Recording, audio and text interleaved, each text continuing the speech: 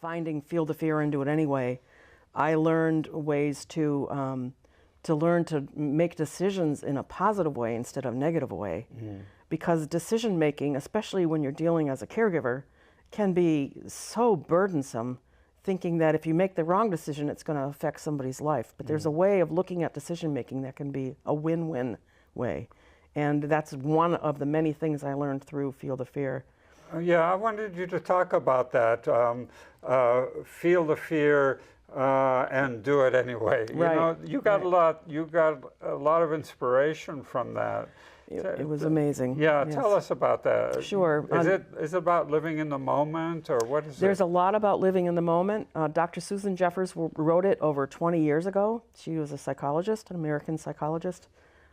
She unfortunately died in 2012, but her book and her legacy lives on because it has helped people worldwide.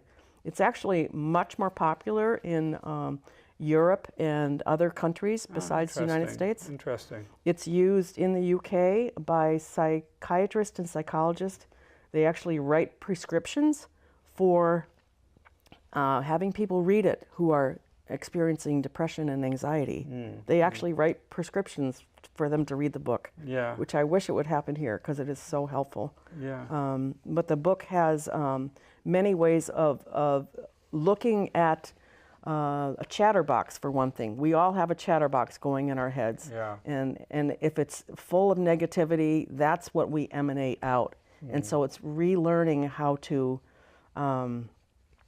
listen to ourselves and be kind to ourselves. And we're not, instead of being our worst enemy, we can be our best friend inside. And so it's tools for learning that. It really helped change my life. Excellent. And so much so I became licensed and I now teach it. Licensed as a Feel the Fear and Do It Anyway trainer in the United States